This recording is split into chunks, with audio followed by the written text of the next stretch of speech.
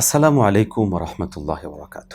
আজকের এই ভিডিওতে আমরা আলোচনা করব কবর ও মাজার কেন্দ্রিক আমাদের দেশে প্রচলিত বেশ কিছু শরিয়া বিরোধী কার্যক্রম নিয়ে। প্রিয় দর্শক, আমাদের দেশে কোনো কবর, মাজার এবং পীরদের কবরকে কেন্দ্র করে কখনো কখনো দেখা যায় সেটাকে পাকা করে ফেলা, অথবা সেখানে গম্বুজ তৈরি করা, সামিয়ানা টানানো, সেখানে আগরবাতি মোমবাতি জ্বালানো এবং লোকেরা সেখানে জনসমাগম করা এবং লোকেরা সেখানে গিয়ে কোনো জিনিস চাওয়া ইত্যাদি বিভিন্ন ধরনের ঘটনাগুলো ঘটে থাকে।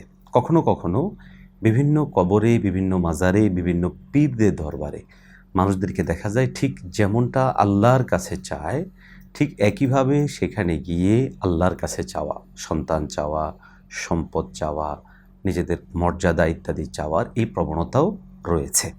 এর সবগুলোই মূলত গর্হিত কাজ, শরিয়া বিরুদ্ধ কাজ, যার সবগুলোই বর্জনীয়।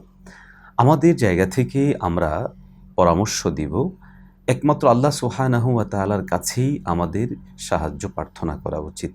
এর বাহিরে গিয়ে কোনো কবরে, কোনো মাজারে কিংবা কোনো পীরের কবরের কাছে গিয়ে কোনো জিনিস চাওয়া, প্রত্যাশা করা, এখান থেকে আমাদের বিরত থাকা উচিত। আর কবরে আগরবাতি মোমবাতি জ্বালানো, সাজসজ্জা করা, ফুল দেওয়া, বিভিন্ন সময় বিভিন্ন আয়োজন করার যে প্রবণতা আছে, এই প্রবণতা থেকেও আমাদের বের হয়ে আসা উচিত। কেননা এই ধরনের প্রবণতাগুলো শরিয়া বিরুদ্ধ, শরিয়া ইসলামিয়ার সাথে সাংঘর্ষিক। অতএব আমরা অবশ্যই এগুলো কাজ থেকে বিরত থাকব।